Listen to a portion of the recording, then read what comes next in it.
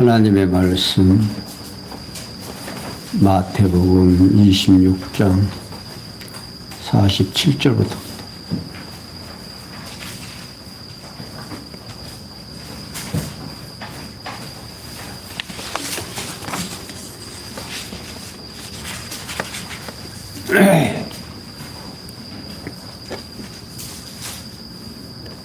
마태복음 26장 47절입니다. 찾으신 줄 알고 함께 보겠습니다.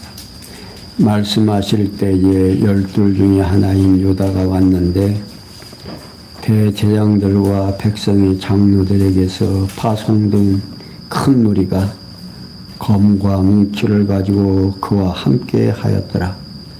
예수를 파는 자가 그들에게 군호를 짜 가로되 내가 입맞추는 자가 그이니 그를 잡으라 하였는지라.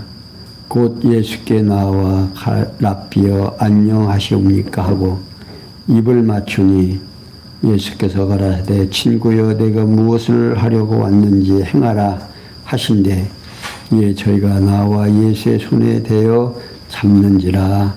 아멘. 50절까지 봉독해 드렸습니다.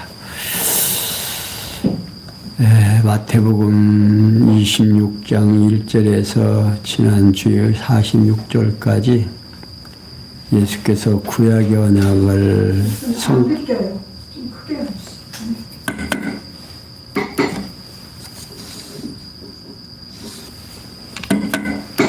들립니까? 들려요?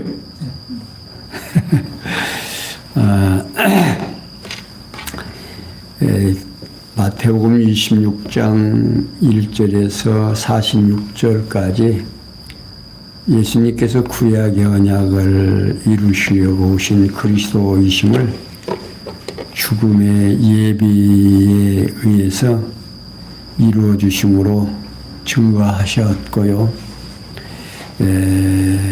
그 행위로 예비하고 또 유월절과 기도로 예비해서 그 일들을 이루어 주셨습니다. 일찍이 여호와 하나님께서는 모세를 통해서 노뱀을 만들어 장대 위에 매달아 불뱀에 물린 자마다 쳐다보는 자가 살게 했던 사실이 민수기 21장 8절에서 9절에 소개되어 있고 요한복음 3장 1절에서 14절에서 15절에 기록되어 있습니다. 그리고 이사야 선지자로 그리스도께서 고난을 당하실 것을 예언하도록 섭리를 하셨죠. 이사야 53장에서 설명하고 있습니다. 이러한 예언에 의해서 언약의 말씀을 성취해 주시려고 그리스도를 보내어 죽음의 예비에 의해서 성취하도록 섭리하셨습니다. 여인을 통해서 머리에 기름을 발라서 부어서 장례를 예비하고 이러한 모든 일들이 우리로 하여금 하나님을 알고 예수가 어떠하신 분인가를 깨닫게 하기 위하여 역사 위에서 미리 구약에서 예언해 놓고 그 예언이 시간과 공간과 형상 속에서 이루어지므로 아하, 여호와 하나님은 여호와시구나.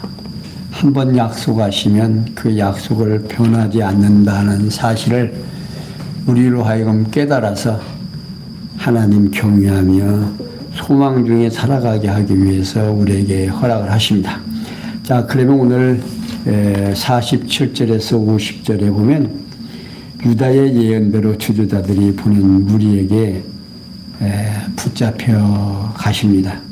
그러니까 예수께서 제자들에게 말씀하실 때에 12 중에 하나인 유다가 왔습니다. 이미 예수의 몸값을 선불로 받은 가룟 유다가 약속한 대로 예수의 잡기 위해서 그들에게 찾아온 겁니다. 그런데 그는 대제장들과 백성의 장로들에게 파송된 큰 무리와 함께 검과 뭉치를 가지고 왔습니다. 그러니까 예수님이 팔리는데 그냥 조용히 와서 잡아가는 게 아니라 검과 뭉치를 가지고 이번 미국에서 우리 한국 사람들 막 쇠고랑으로 묶어서 그렇게 가는 것만 해도 얻을 텐데 그걸 생중계해 가지고 온 세상에 그걸 전파하는, 그러니까 힘 있는 자의 모습. 그러니까 지금 예수를 잡으러 온 사람들은 자기들이 엄청난 힘을 가지고 있다는 사실을 좀 보여주기 위해서 그런 모습으로 왔습니다. 보라, 때가 가까웠으니 인자가 저인의 손에 팔리우리라고 하신 예수님의 말씀이 바로 현실로 나타나고 있습니다. 그러니까 예수님께서 파는 자 곧 가룟 유다가 그들에게 군호를 짜서 내가 입 맞추는 자가 그이니 그걸 잡으라고 말하고 있습니다. 그리고 그는 곧 예수께 나와서 랍비여 안녕하시옵니까? 라고 인사를 하면서 입을 맞춥니다. 이게 참으로 가증스러운 입맞춤이죠. 이게 입술로는 랍비여라고 불렀으나 그 마음은 예수님을 중심으로 넘기려는 의식적인 비열한 태도였습니다. 이에 예수님께서는 친구여, 내가 무엇을 하려고 왔는지 행하라고 명령합니다. 그러자 큰 무리가 나와서 예수께 손을 대어 잡습니다. 이에 예수께서 영원한 제물로 죽으시기 위해서 순환이 지금 시작된 거죠. 이렇게 예수님께서는 자신이 구약에서 예언한 성경을 이루시려고 유다에게 지금 팔려 가십니다. 자, 51절에서 56절에 보면 성경대로 우리에게 붙잡히심으로 제자들이 버리고 도망을 합니다. 51절, 예수와 함께 있던 자 중에 하나가 손을 펴서 검을 빼어 대제장의 종을 쳐 그 귀를 떨어뜨리니 이에 예수께서 이르시되 내 검을 도로 집에 꽂으라. 검을 가지는 자는 다 검으로 망하리라. 너는 내가 내 아버지께 구하여 지금 12영도 되는 천사를 보내시게 할 수 없는 줄로 아느냐. 내가 만일 그렇게 하면 이런 일이 있으리라 한 성경이 어떻게 이루어지리요 하시더라. 그때 예수께서 우리에게 말씀하시되 너희가 강도를 잡는 것 같이 날 검과 뭉치를 가지고 나를 잡으려 왔느냐. 내가 날마다 성전에 앉아 가르쳤으되 너희가 나를 잡지 아니하였도다. 그러나 이것이 이렇게 된 것은 다 선지자들에게를 이루려 함이니라 하시더라. 이에 제자들이 다 예수를 버리고 도망하니라. 예수께서 잡혔을 때에 예수와 함께 있던 자 중에 하나가 손을 펴 검을 빼어서 대제장의 종을 쳐 그 귀를 떨어뜨립니다. 이게 본문에서는 주인공의 이름을 밝히지 아니했으나 사도 요한은 바로 제자 중 하나인 베드로라고 이제 요한복음 18장 10절에서 밝혀주고 있습니다. 그러니까 베드로가 분노한 나머지 칼을 사용하는 겁니다. 이에 예수께서 내 검을 도로 집에 꽂으라. 검을 가지는 자는 다 검으로 망하리라고 말씀하고 있습니다. 이렇게 검과 뭉치를 들고 예수를 잡으려고 몰려온 무리들을 의중에 두고 말씀하시는 거죠. 곧 예수님께서 베드로에게 검을 가지고 몰려든 무리들은 장차 검으로 망할 것이므로 검을 사용하지 말라고 지금 말씀하고 있는 겁니다. 그리고 여기서 너는 내 아버지께 구하여 지금 12영 되는 천사를 보내시게 할 수 없는 줄로 아느냐라고 말씀하십니다. 여기 영은요, 큰 군단을 말하는 것으로 12영은 수많은 하늘의 군대를 표현한 말입니다. 그러니까 예수님께서는 하나님 아버지께 구하여 천사들을 동원할 수 있다는 뜻으로 지금 말씀하고 있는 거예요. 그러면서 내가 만일 그렇게 하면 이런 일이 있으리라고 한 성경이 어떻게 이루어지리요? 라고 말씀합니다. 다시 말하면 나의 신뢰하는 바 내 떡을 먹던 나의 친구도 나를 대적하여 나의 팔꿈치를 들었나이다 라고 하는 시편 41편 9표를 인용하고 다윗의 언약을 성취하시려고 하늘의 천사를 동원하지 아니하신다 그런 뜻입니다.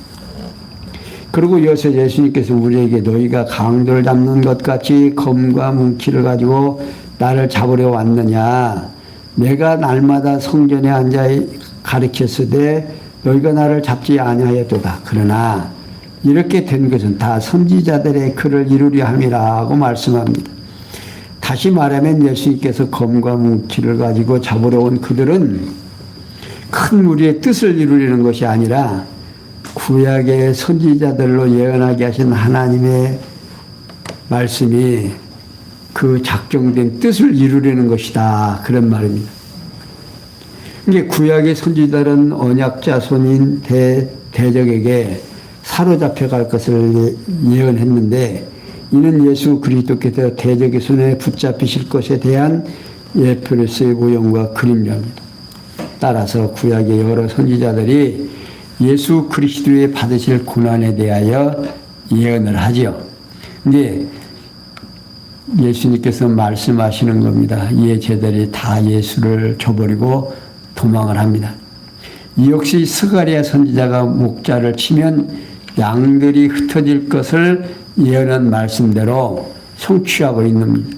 그게 예수님께서 앞에서 너희가 내가 오늘 잡힐 텐데 너희들이 나를 어떻게 다 떠날 것이다. 그러니까 제자들이 뭐라고 그래요? 나는 절대로 안 해. 내가 죽을지언정 안 하겠습니다.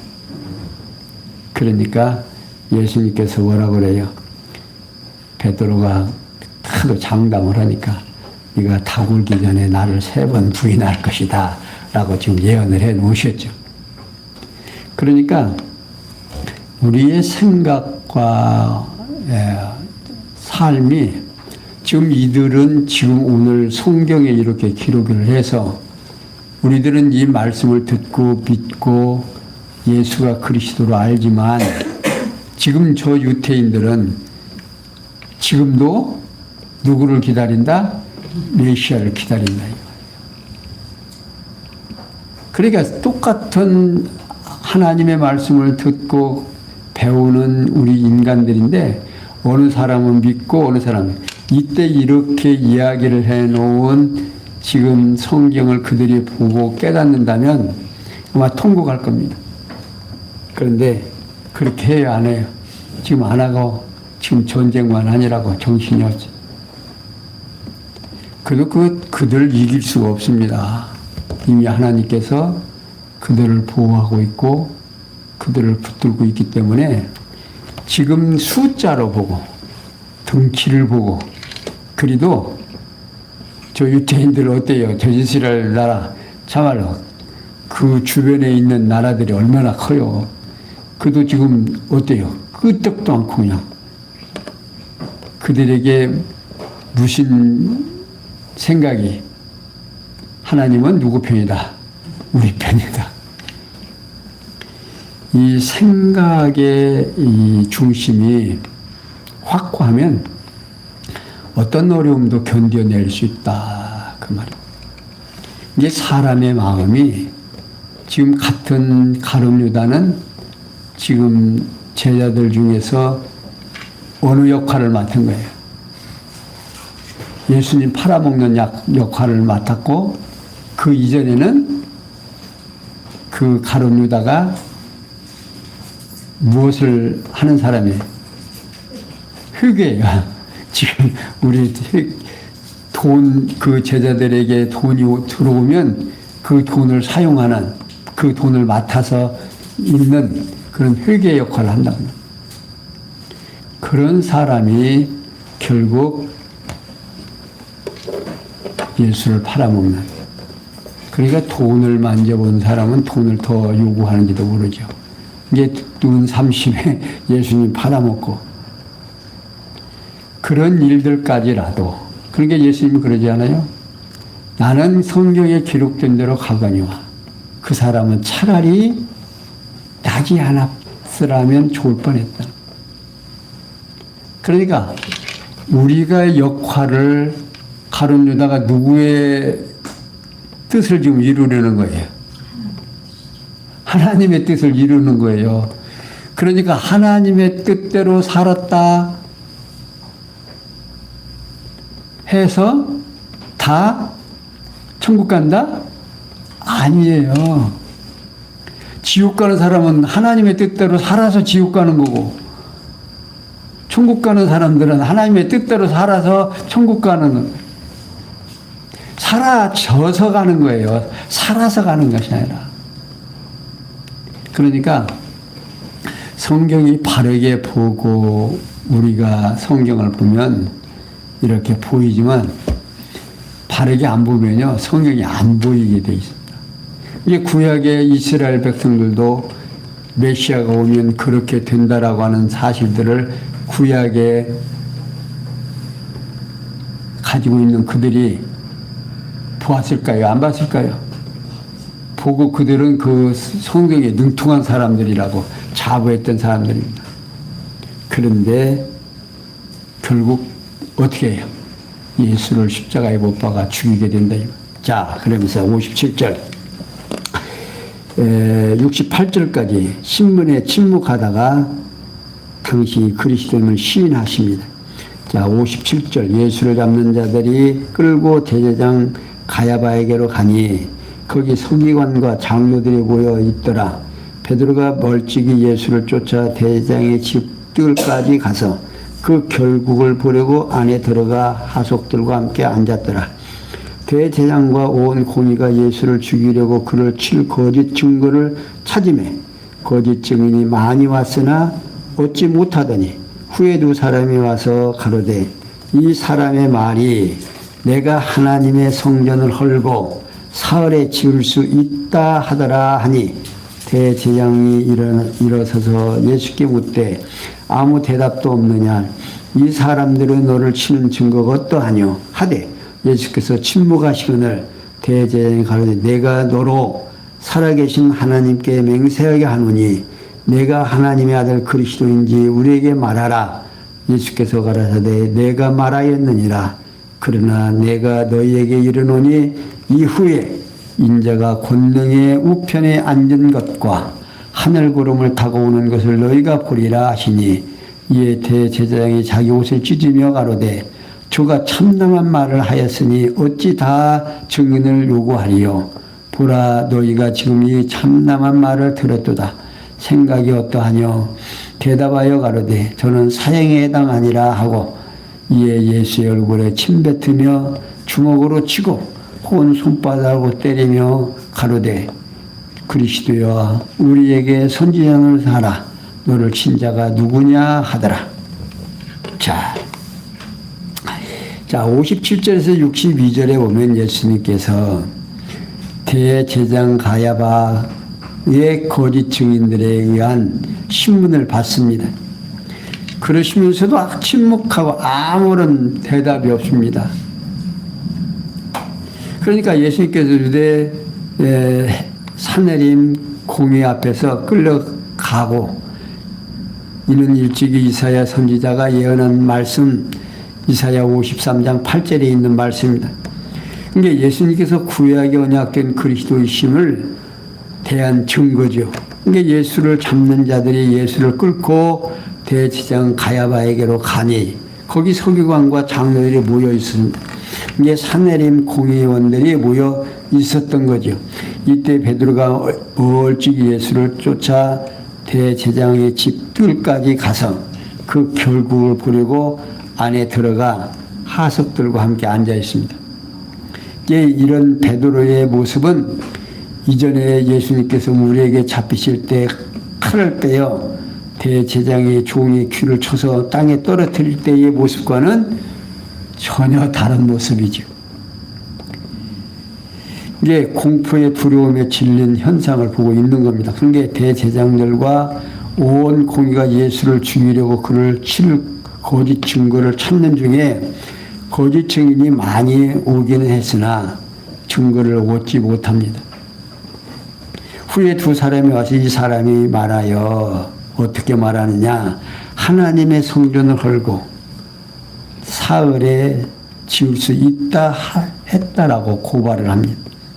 이는 실제로 예수님께서 표적을 보여달라는 유대인들의 요청을 받으시고 하신 말씀으로써 그 의도는 예수님께서 죽었다가 3일 후에 다시 살아나실 것을 의중에 두고 대답을 한 겁니다. 자, 그러자 대제사장이 일어서서 예수께 아무 대답도 아니하느냐, 이 사람들이 너를 치는 증거가 어떠한지 이제 물었습니다. 그러자 예수님께서는 그들의 질문에도 아무런 대답을 안 합니다. 그러니까 이렇게 대답을 안 하는 것도 이사야 선지자가 그가 곤욕을 당하고 괴로움을 당할 때도 그 입을 열지 아니했다라고 예언해 놓은 것을 이루시려고, 그러니까 이사야 53장 7절에서 하신 말씀을 지금 이루어 주신 겁니다. 이는 예수께서 구약의 언약된 그리스도라는 분명한 증거인 거죠. 이게 실은 대제사장을 비롯해서 서기관과 장로들은 예수를 죄 정죄하여 십자가에 못 박혀 죽게 할 악역을 맡아야 할 자들로서 그들의 질문에 대답할 필요도 없었을 겁니다. 그렇게 예수님께서 대제사장 가야바의 거짓 증언에 의해서 신문을 받는데 침묵을 합니다. 그러자 63절에서 68절에서 예수님께 대제사장 앞에서 그리스도임을 시인함으로 순환을 당하셔서 증거하시는 모습입니다. 그러니까 예수님께서 대제사장의 첫 번째 신문에는 잠잠하심으로 다시 대제사장이 여기서 이제 문제가 돼요. 내가 너로 살아계신 하나님께 맹세하게 하노니 내가 하나님의 아들 그리스도인지 우리에게 말하라 라고 지금 말합니다. 그러자 예수께 내가 말하였느니라. 그러나 내가 너희에게 이르노니 이후에 인자가 권능의 우편에 앉은 것과 하늘 구름을 타고 오는 것을 너희가 보리라고 말씀합니다. 여기 권능의 우편에 앉은 것이라는 말씀은 다윗을 통한 언약하고 있는 시편 110편에 1절에 있는 말씀을 근거로 하고 있는 겁니다. 그러니까 하늘 구름을 타고 오시는 것이란 말씀은 다니엘 선지자가 예언한 다니엘 7장 13절에 있는 내용을 인용하시는 말씀으로서 장차 그리스도의 재림 광경을 말씀하고 있는 겁니다. 그러니까 예수님께서 자신이 구약의 언약된 그리스도를 이제 시인하죠. 왜? 살아계신 하나님 앞에서 맹세하게 한다. 이게 하나님 앞에서야 뭐 당연히 할 수 있지. 그러니까 네가 잘 말했다 그 말이야. 네가 말했다. 그러면서 거기에서 좀 더 붙입니다. 너희가 내가 권능의 우편에 앉은 것과 또 영광의 주로 이 땅에 올 것을 너희가 본다 안 본다 알게 된다고. 그러자 이제 이 자들이 들을 말 이제 다 들었다 이거.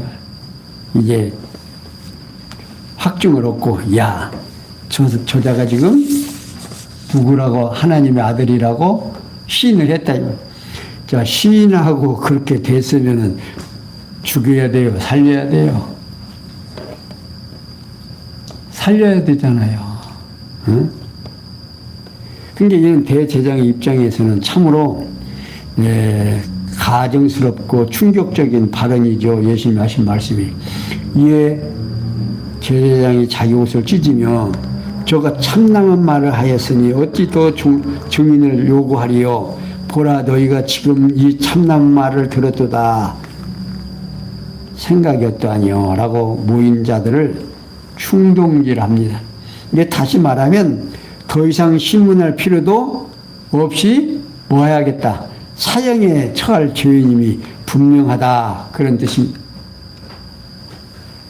이에 모인 자들이 저는 사형에 해당하다라고 화답을 합니다. 그게 예수님의 처형이 정당함을 결의하고 있는 겁니다. 그리고 그들은 예수의 얼굴에 침뱉으며 주먹으로 치고 혼 손바닥으로 때리면서 그리스도야 우리에게 선지자 노릇을 하라. 너를 친 자가 누구냐라고 조롱을 합니다. 참 얼마나 처참한 일입니다. 그런데 이런 일도 그 일까지라도 이사야 50장 6절에 있는 말씀을 이루시려고 그렇게 한다 그 말이에요. 그러니까 예수님께서 구약에서 언약된 그리스도라는 또 하나의 확증인 거죠. 그러니까 그들이 행하는 모든 일들이 예수님을 십자가에 못 박아 죽게 하기까지 지금 하는 행동 하나하나가 예수가 누구라 그리스도라는 사실을 확증짓는 일들이에요.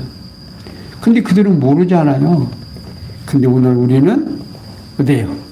지금 알고 있죠. 자, 그러면서 이제 69절에서 75절에 보면 말씀대로 베드로가 3번 부인을 합니다. 어떻게 부인하는가 한번 보죠. 69절.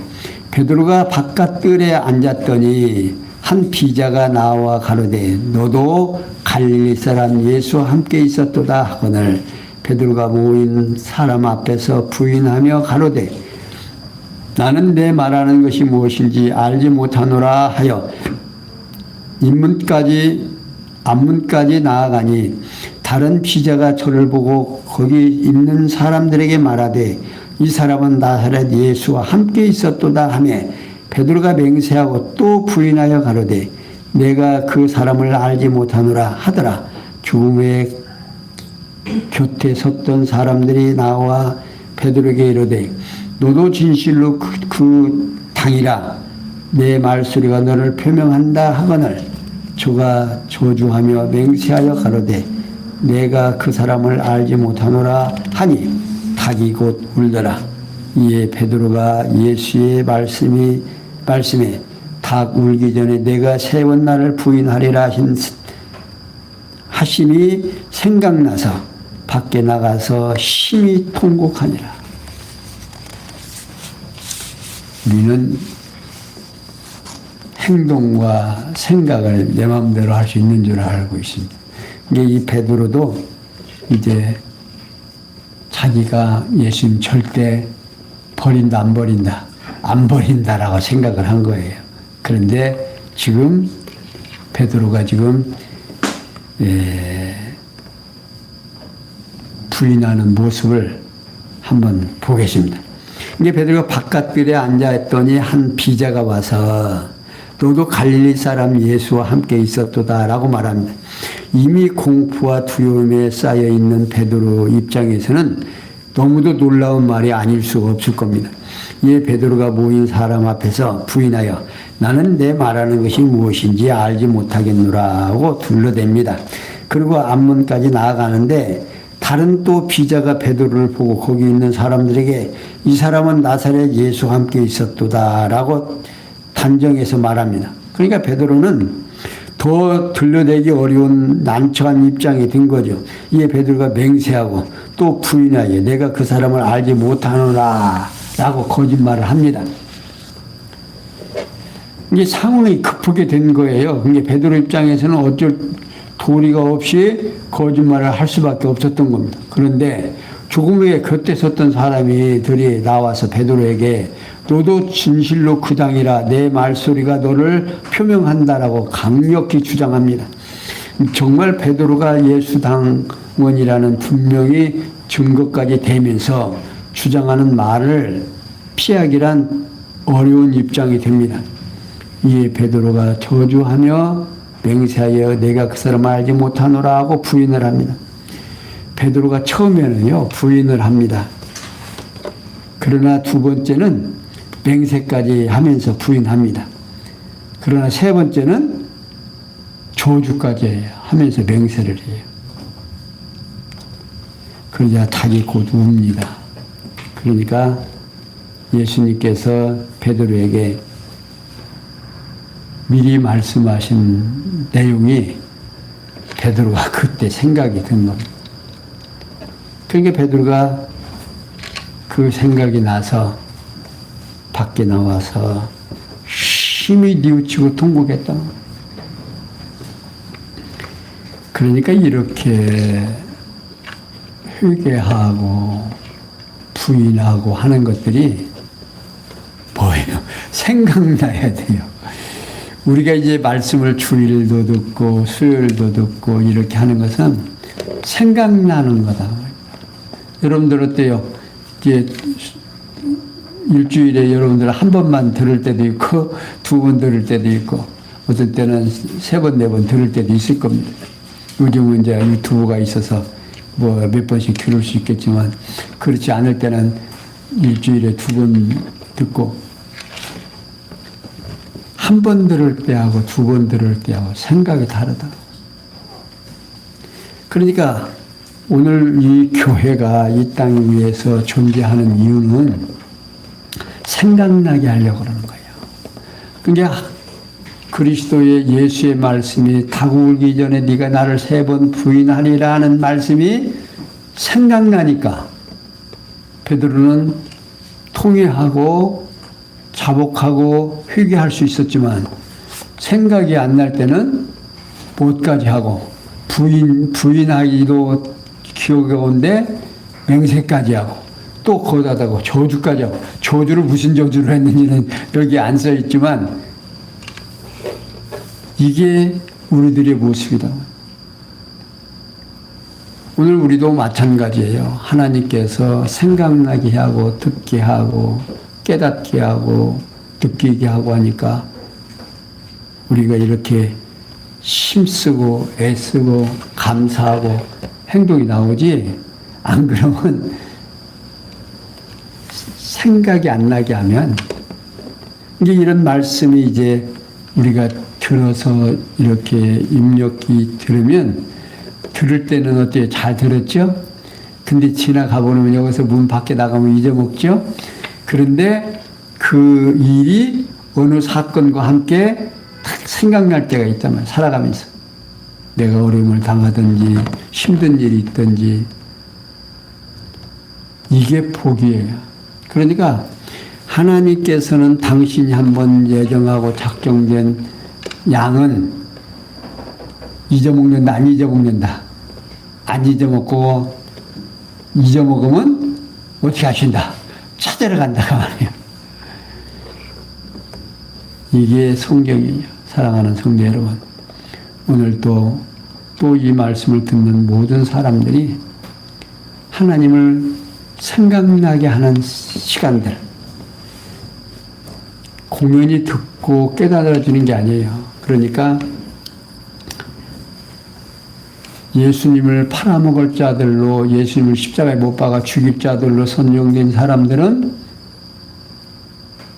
듣고 보고 만져봐도 예수님을 뺨으로 뺨치고 돌로 저것이 꼬집고 해도 그리스도인지 알아요, 몰라요? 몰랐잖아요. 근데 오늘 우리는 그 일들을 보고 듣고 어떻게 우리는 지금 본 건 아니죠. 듣고 깨달아지는 거죠. 보는 것 같이. 이게 복이다 그 말이에요. 그러니까 오늘 우리의 자부심은 하나님이 누구와 함께한다? 나와 함께한다. 우리와 함께한다. 그래서 지상의 교회는요. 그래서 필요한 거예요. 그러니까 이 땅 위에서의 모든 물질은 언제까지만 필요해요? 내가 육체가 가지고 있는 이 땅에 있을 동안만 필요해요. 근데 저 세상에 가면 필요하다, 필요치 않다, 필요하지 않다. 이제 저 영원한 세상에는 오직 몸된 주님의 지체로서 이 삶입니다. 이게 하나님과 나와 동일한 삶. 얼마나 아름다운 삶이겠습니까? 이런 삶을 꿈꾸면서 오늘 우리 성도님들의 마음속에 기쁨과 소망이 넘치는 아름다운 시간들이 되시기를 바라면서 오늘 여기까지 설명해 드렸습니다. 기도합니다. 영광의 하나님, 우리에게 주어지는 아름다운 시간들이 하나님을 깨닫고 하나님의 은혜를 간직할 수 있는 시간들임을 저희들이 다시 한번 확인을 합니다. 수많은 사람들 가운데 어떤 사람은 하나님의 뜻을 이루기 위하여 하나님의 뜻대로 사는데 악역을 맡게 하시고, 어떤 사람은 귀한 말씀을 듣고 깨닫고 하나님 앞에 감사할 수 있는 시간을 허락하시는지 저희들은 그 은혜에 감사를 드리며 정말 하나님 앞에서 내 자신을 돌아보고 내가 얼마나 소중한 사람인지를 깨닫게 하시사 하나님 앞에 더욱 감사할 줄 아는 아름다운 시간들이 되도록 은혜 베풀어 주시옵소서. 예수님의 이름으로 기도하옵나이다. 아멘.